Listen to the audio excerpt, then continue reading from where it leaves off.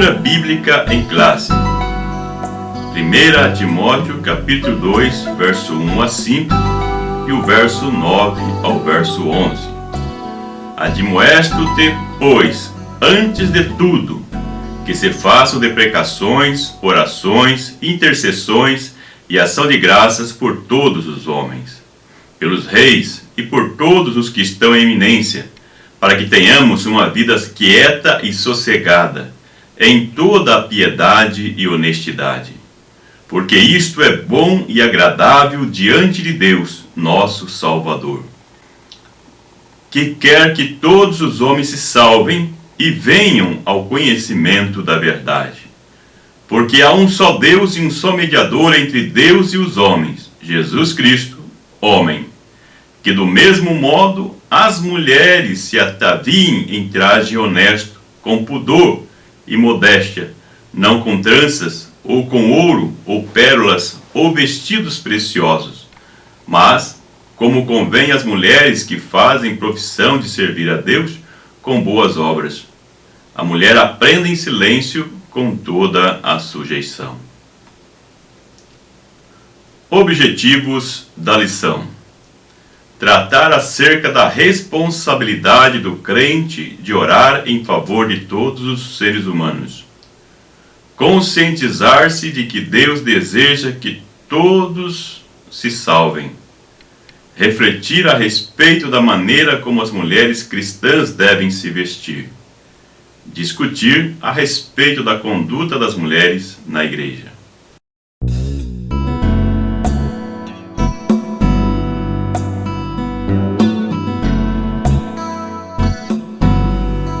Bem-vindo ao programa Escola Dominical na Web TV, um programa da Igreja Evangélica Assembleia de Deus de São José dos Pinhais, cujo pastor-presidente é o pastor Ivaldo Teodoro da Silva.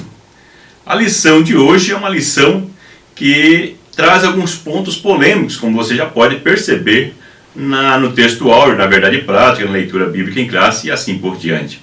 São algumas questões que vai mexer aí com a questão dos costumes e cultura da igreja, que pode trazer algum impacto e que temos que tomar um cuidado durante a administração destas aulas. Nesta lição nós vamos ver que o apóstolo Paulo recomenda a oração por todas as autoridades.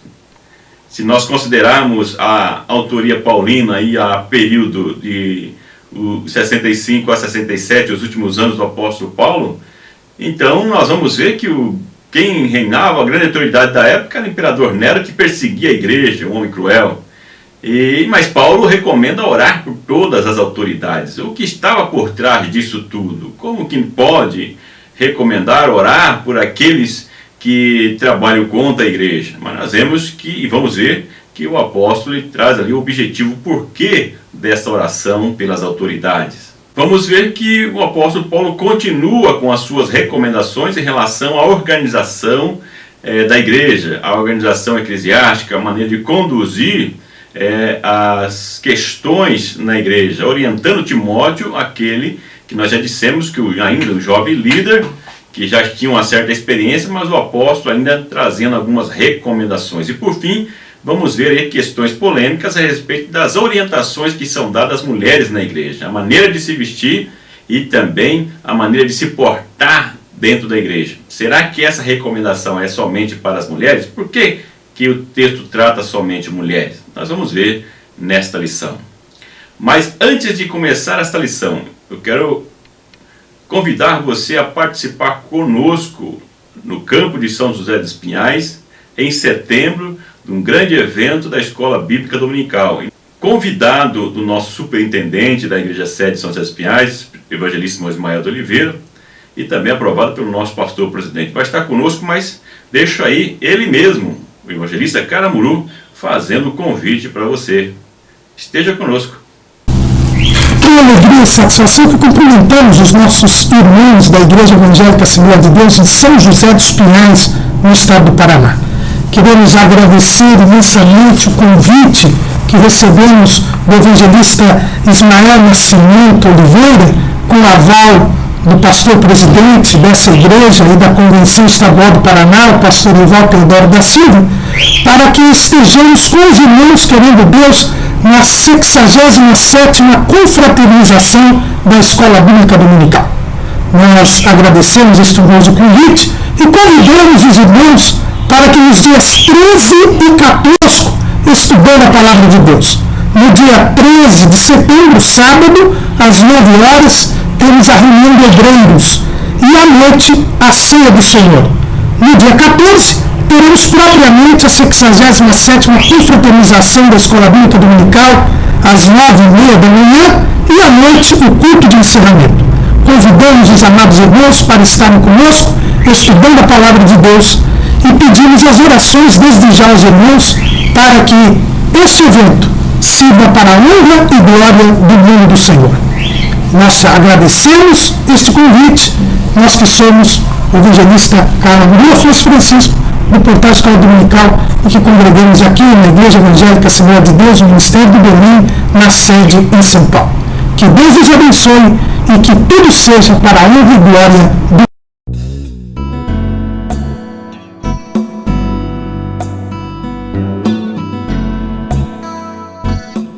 Você ouviu aí o convite do companheiro de ministério, né, São Paulo, evangelista Caramuru, e nós contamos com a tua presença. Esteja conosco, participando, ouvindo, aprendendo a palavra de Deus e também confraternizando com os irmãos aí de São José dos Pinhais e os demais irmãos da região metropolitana de Curitiba, que certamente estarão conosco para ouvir o evangelista Caramuru, tão conhecido na área de ensino, na área de escola bíblica dominical. Mas vamos então à primeira parte, ao primeiro tópico da lição.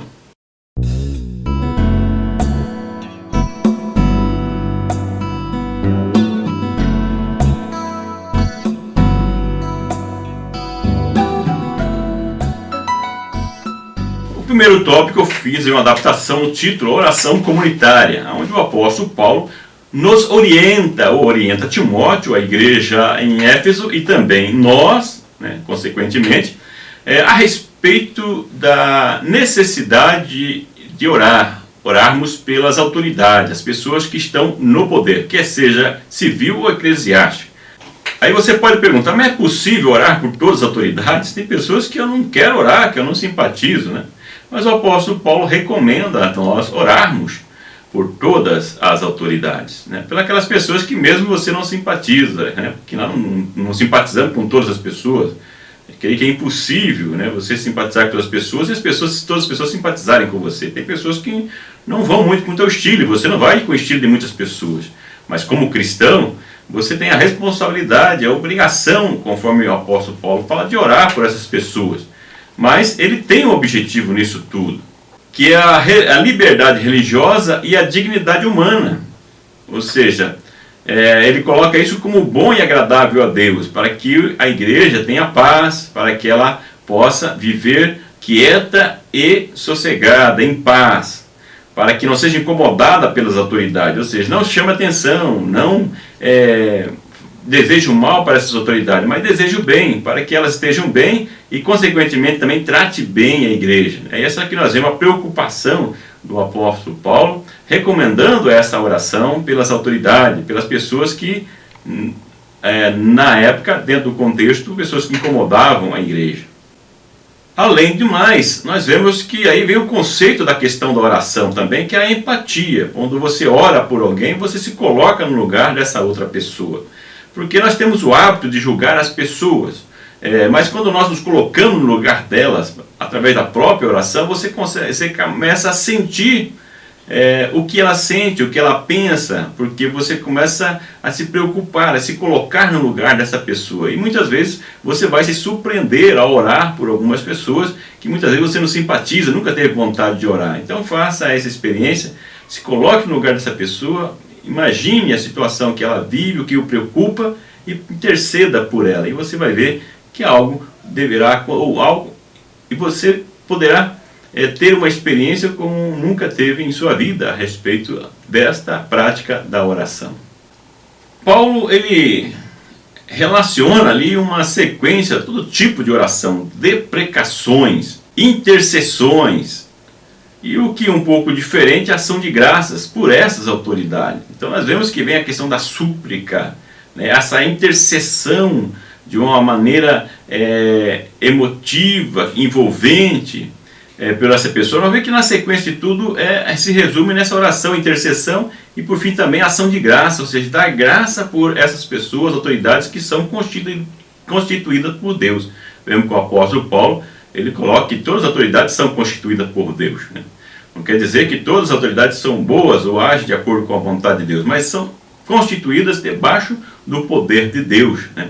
Então, por isso que ele coloca essa recomendação e nós estamos atentos nessa questão também. Mas isso não quer dizer que você deve ser passivo, que você, trazendo para os nossos dias hoje, nos nossos dias atuais, não quer dizer que a igreja deve ficar alienada, né, da participação da política, das questões que envolvem a igreja e assim por diante. Então nós temos que ter um cuidado para ter um equilíbrio também nessa recomendação, não se isentar totalmente, alienar das questões políticas, das questões que envolvem a nossa nação, a igreja e assim por diante. Então é um cuidado que nós temos que ter para achar o bom senso nessa orientação do apóstolo Paulo e também entendemos que existia um contexto específico na época da igreja que nós temos que trazer para os nossos dias, fazer uma contextualização.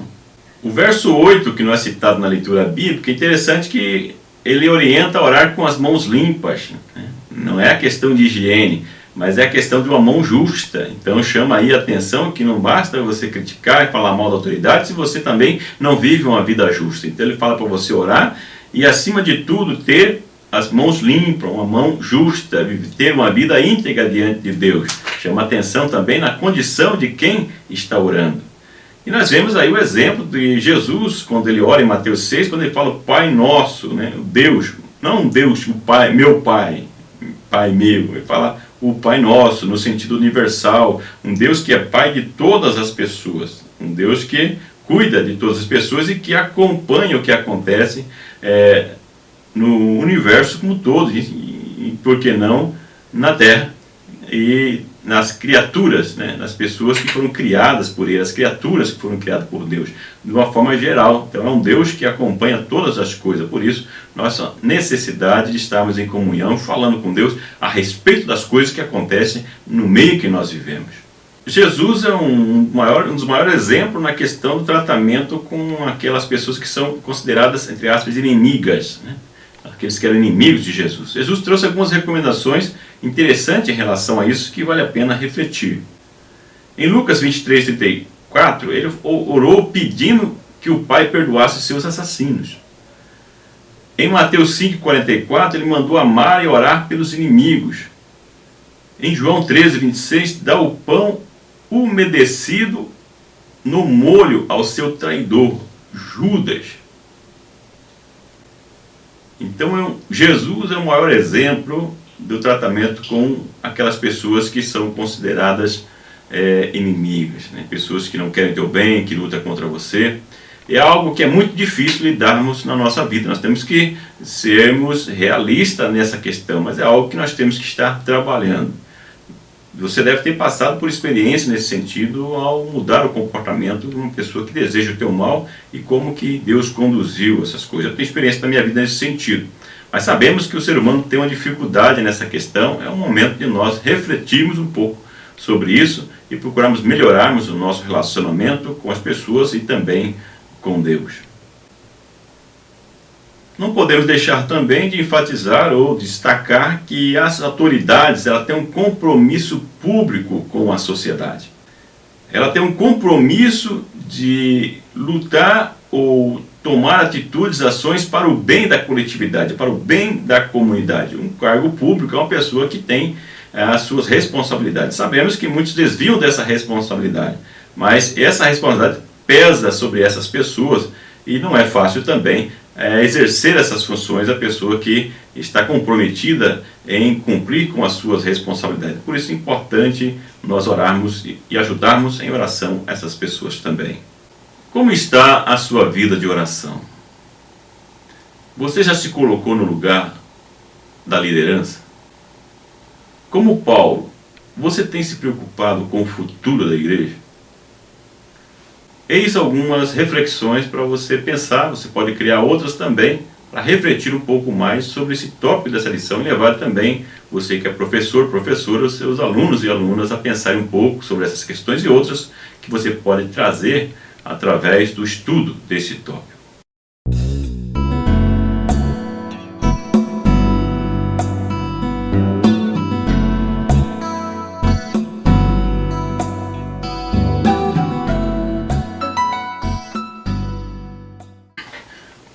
No verso 4, o apóstolo Paulo, ele afirma que Deus quer que todas as pessoas cheguem ao conhecimento da verdade, ao conhecimento da salvação, sejam salvas.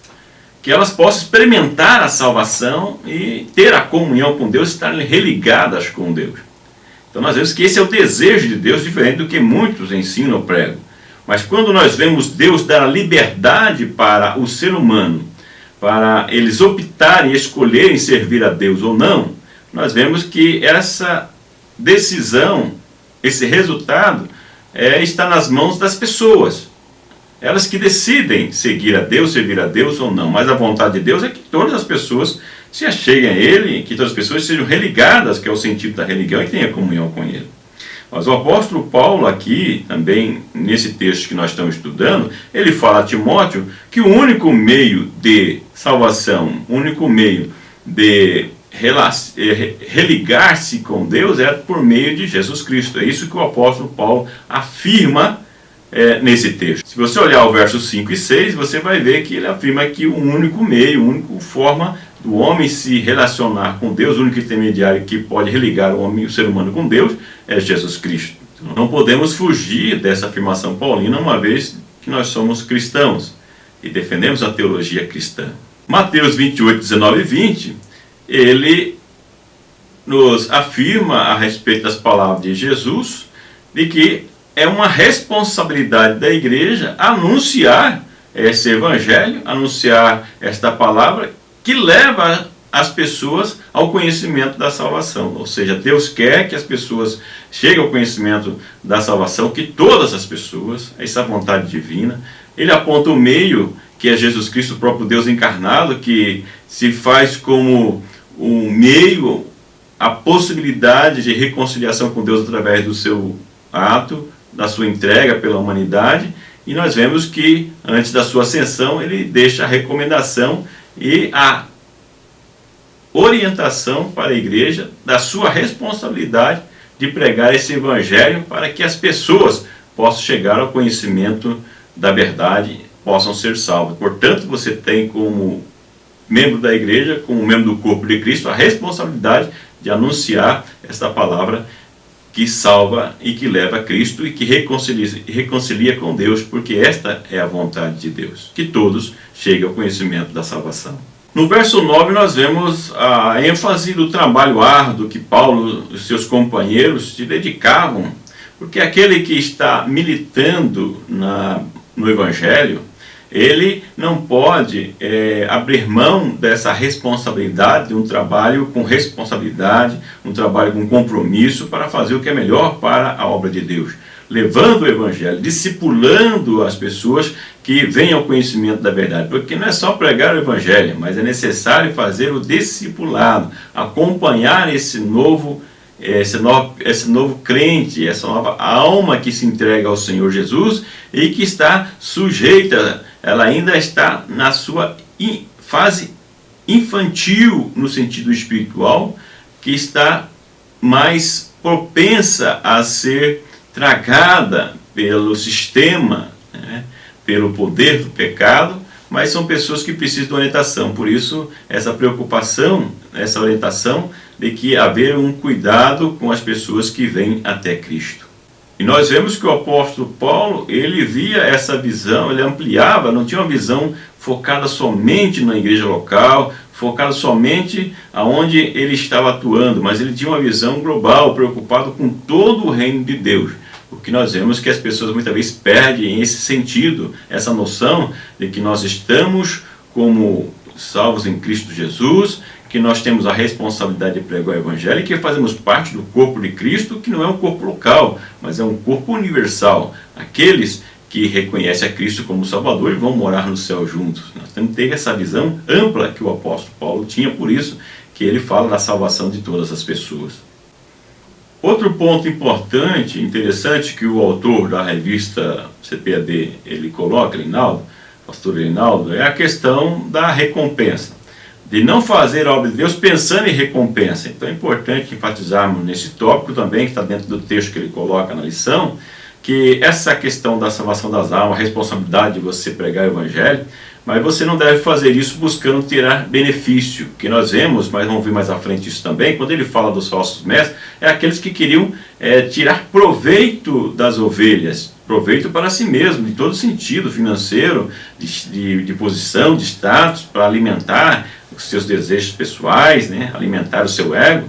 Mas não vamos ver que essa é a atitude dos falsos mestres, mas aquele que é salvo em Cristo Jesus, que tem responsabilidade com o reino de Deus, ele não deve estar fazendo isso querendo buscar uma recompensa, mas por gratidão a Deus. 1 Pedro 5, 2 a 4, fala que a recompensa que nós teremos é uma recompensa além dessa vida com Deus, a vida eterna com Deus, que é uma recompensa que Deus nos garante. Isso deve falar mais alto na nossa vida, estarmos felizes e sentimos animados, motivarmos e sabemos que nós temos uma recompensa com Deus. Não procurarmos ter uma recompensa por fazer um trabalho aqui na casa de Deus em benefício das almas para levá-las até o conhecimento da salvação.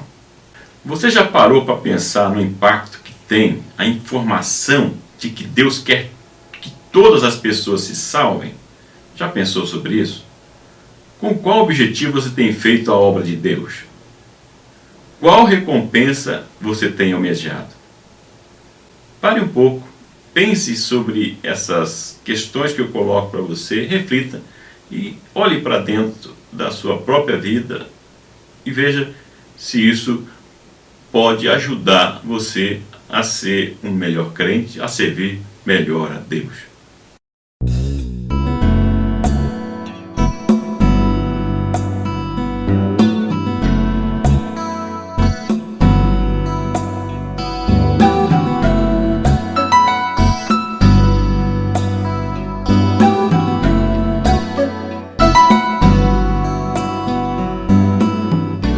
Como eu disse na introdução, esse tópico é um tópico que pode ser polêmico, dependendo de como ele é tratado e como as pessoas também veem essa questão ou participam na escola dominical. O que nós vemos é o apóstolo Paulo trazendo recomendações de como as mulheres deviam se vestir, as mulheres da igreja, consideradas santas, o comportamento, a atitude na hora de colocar as suas vestes, como se vestir. Uma coisa que você não pode ignorar é a cultura da época. Tem toda uma questão aí também para a época. Tem questões que são culturais daquela época que você tem que procurar dentro desse texto, aquelas recomendações que existem ali, são algumas questões que são bem específicas da época.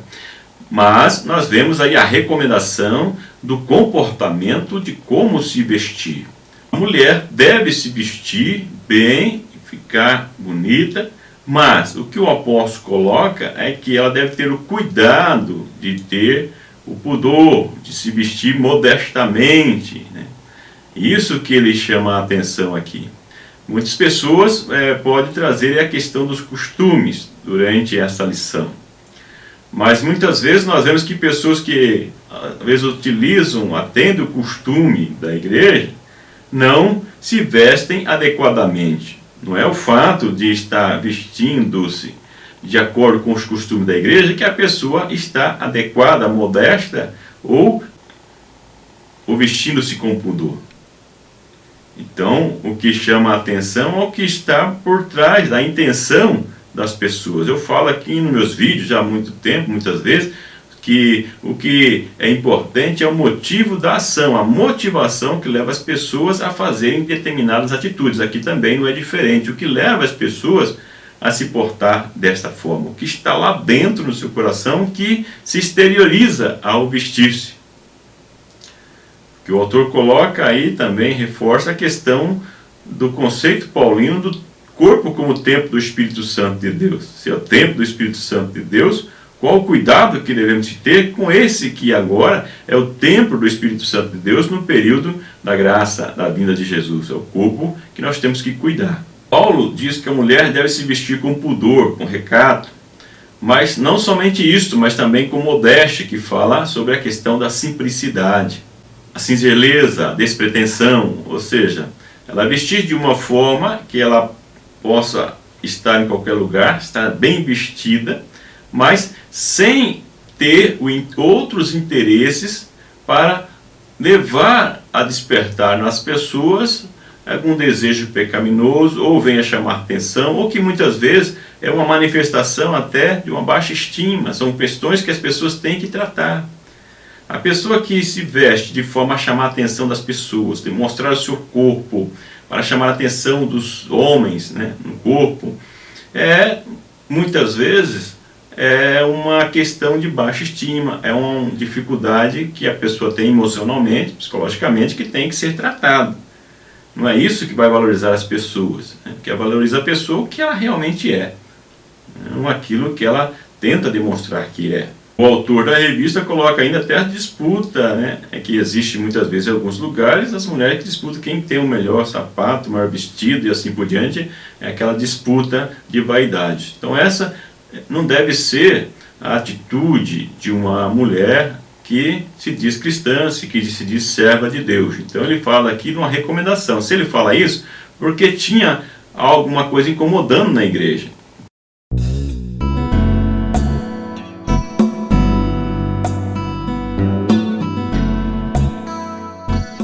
O autor fala sobre não usar trança. Então as pessoas hoje ficam, mas não posso usar trança? Então aí tem toda uma questão religiosa da época também, que fala na questão da dignidade da mulher. Então, quando você for trazer para os nossos dias, tem que contextualizar. Não quer dizer que não pode usar trança. Por isso que eu digo que tem muitas questões que são culturais. Tem influência religiosa das religiões pagãs, que traz alguns conceitos que as pessoas muitas vezes trazem para dentro da igreja, como acontece hoje também. Então nós temos que diferenciar essas coisas. Não quer dizer que não pode usar trança. Agora, a prioridade não é, como o apóstolo coloca, a questão da beleza exterior, mas a priorização deve ser o interior, mas não quer dizer que as pessoas também não devem ter o cuidado com o corpo. Então são questões que parecem um pouco paradoxos, né? Mas são questões que nós temos que tomar o cuidado, porque não enfatizar muito um lado e deixar outra questão sem ser enfatizada. Então a pessoa deve cuidar do corpo, deve se vestir bem, deve se tratar bem, mas o que chama a atenção é aquilo que expõe, né, a questão da sexualidade, do pecado e assim por diante.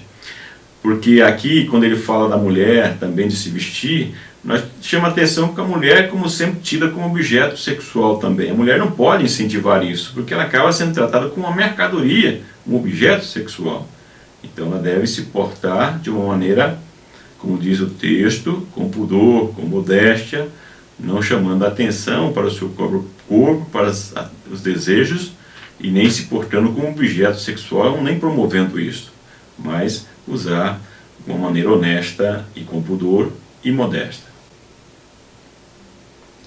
Agora você pode dizer para mim, mas e os homens? É só as mulheres? Isso se aplica aos homens também. Se ali vem uma recomendação para as mulheres, talvez se não estava acontecendo com os homens, mas não quer dizer que os homens também não devem ter esse cuidado. Então, tanto o homem como a mulher devem ter esse cuidado também de vestir-se com pudor, com modéstia, ainda mais nos nossos dias, nos dias que nós estamos vivendo.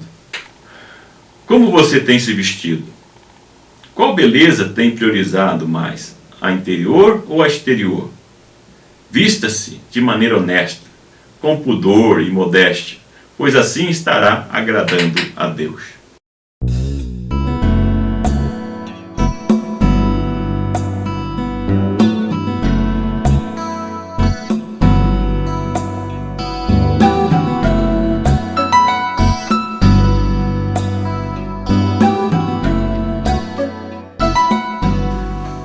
Paulo fala a Timóteo que a mulher deve aprender em silêncio na igreja.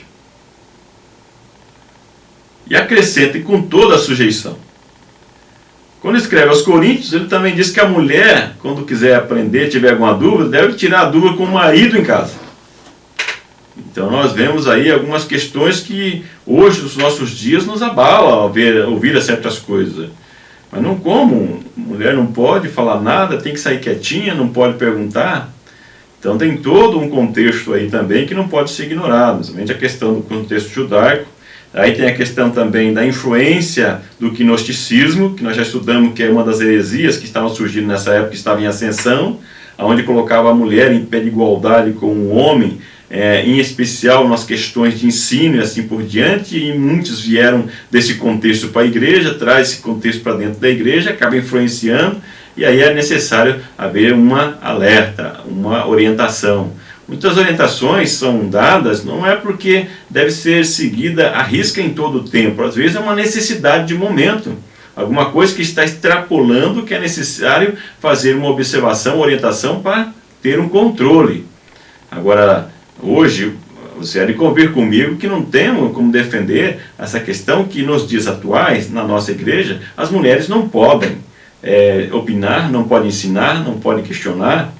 Então nós temos que contextualizar, trazer para os nossos dias, os dias de hoje. O contexto, aquela cultura que estava na época, era uma cultura diferente. É por isso que nós temos que tomar cuidado ao ler a Bíblia, para não deixarmos de lado a questão cultural, que influencia na interpretação do próprio texto bíblico. E muitas vezes desconsideramos isso e trazemos uma regra que como fosse para todas as épocas. Tem questões que são questões culturais e que nós temos que estar atentos para isso.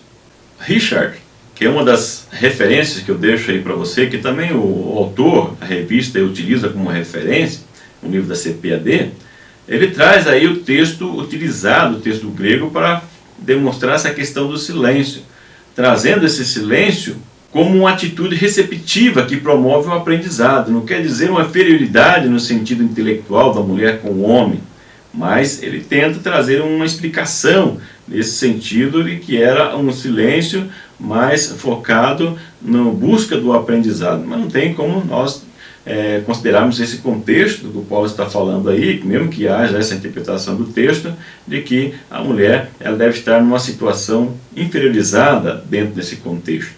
Mas, como eu disse, nós temos que contextualizar para os nossos dias e entender que hoje pode sim a mulher participar, a mulher ensinar a palavra de Deus, porque nós vemos que o próprio Senhor Jesus e o apóstolo Paulo em outros textos também já afirma que não há diferença diante de Deus entre homem, mulher, escravo, grego, gentil, o judeu, porque diante de Deus todos nós temos um valor. Não podemos colocar que o homem tem um valor maior diante de Deus do que as mulheres. Então esse cuidado nós temos que ter. Na mesma epístola que já citei aos Coríntios, nós vemos que ele fala que a mulher ao profetizar tem que ter o cabelo, a cabeça coberta, ou seja, então ela profetiza na igreja também. Então nós vemos que tinham profetisas, que diz o texto bíblico lá, como as filhas de Felipe, que tinha atuação também, então tinha a sua atuação na igreja. Eu deixo citação no meu arquivo de slide que tanto Jesus como Paulo tiveram o auxílio de mulheres no seu ministério, atuantes, que foram atuantes, e que Paulo mesmo, ele valoriza esse trabalho, deixa registrado, principalmente em Romanos 16, por esse trabalho que muito ajudou o trabalho das mulheres no seu ministério. Então nós vemos que as mulheres, mesmo naquela época, tinham uma atuação sim, na igreja. Então nós vemos que ali é uma questão bem específica, um tratamento que teve, com uma situação específica que acontecia na igreja, o cuidado para pudesse amenizar a situação da época. Não sabemos o que estava acontecendo, mas certo é que houve algo que incomodava e houve necessidade de uma orientação mais rígida naquele momento. Outro texto polêmico é quando cita a criação para demonstrar uma certa superioridade masculina em relação ao feminino, né? Mas o apóstolo Paulo, se olharmos o contexto da Bíblia, em Gálatas nós já vemos, em Gálatas 3:28, que diante de Deus não há distinção de gênero. Então aquilo que eu já citei, mas só enfatizando mais uma vez que não podemos tratar o texto isolado, desconsiderarmos a questão cultural, algumas questões que são específicas, mas olharmos o contexto todo da Bíblia e também analisar dentro da nossa cultura hoje questões que são culturais. Qual a liberdade que a mulher tem tido em sua igreja? Você consegue entender a questão cultural do texto paulino? Então, tome cuidado ao fazer a interpretação do texto bíblico e talvez impor um jugo sobre as mulheres que Deus não está colocando, impondo. Então, você que é professor, professora, cuidado, porque tem muitas mulheres mesmo também que são mais machistas do que os próprios homens. A gente percebe isso, porque foram sujeitas, porque os pais ensinaram, porque os líderes da igreja ensinaram desse jeito. Agora, hoje, as mulheres vão ter que estar agindo da mesma forma. Então, tomar um cuidado aí também, para não sermos extremistas demais, né? Mas tomarmos o certo cuidado de ter o bom senso, o equilíbrio dentro das nossas ponderações.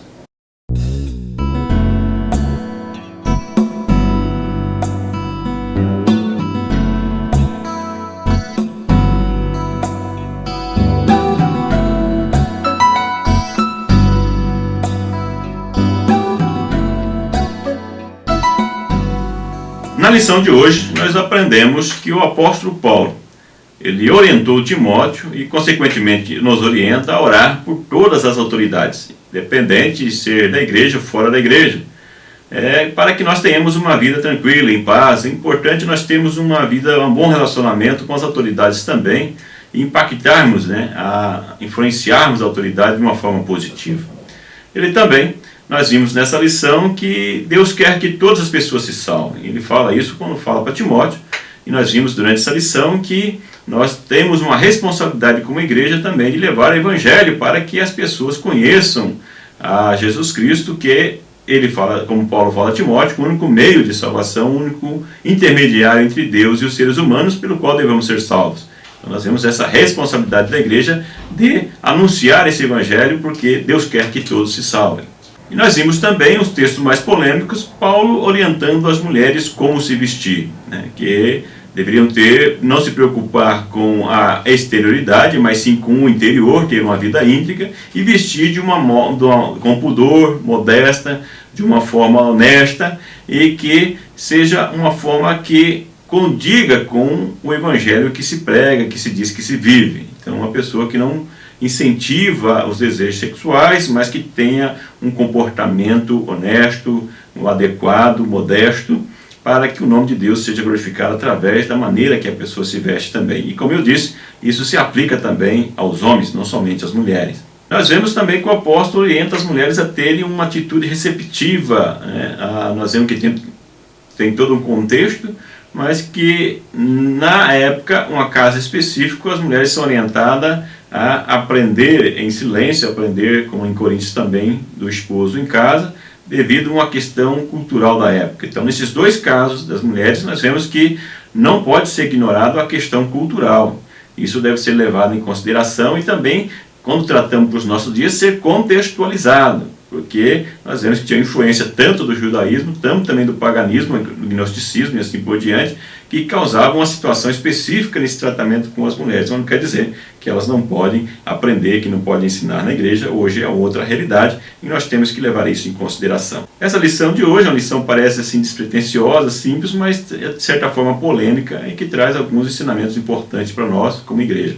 Agradeço a sua atenção. Se você não se inscreveu ainda no meu canal, peço que você se inscreva no meu canal, lá embaixo do vídeo, lá inscrever-se, inscreva lá, para você receber assim que eu postar o vídeo, e também que você compartilhe com toda a sua rede social, com e-mail, Facebook, Twitter e assim por diante. Nos ajude, porque nós fazemos um trabalho voluntário, dedicamos o nosso tempo a preparar, e nós queremos que isso seja divulgado o máximo possível.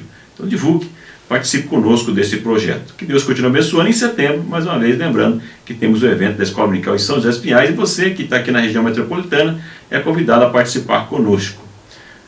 Que o grande e infinito amor de Deus, que a graça e a paz do nosso Senhor e Salvador Jesus Cristo, que a comunhão e a consolação do Espírito Santo seja com você hoje e sempre. Muito obrigado pela atenção. Até o próximo vídeo.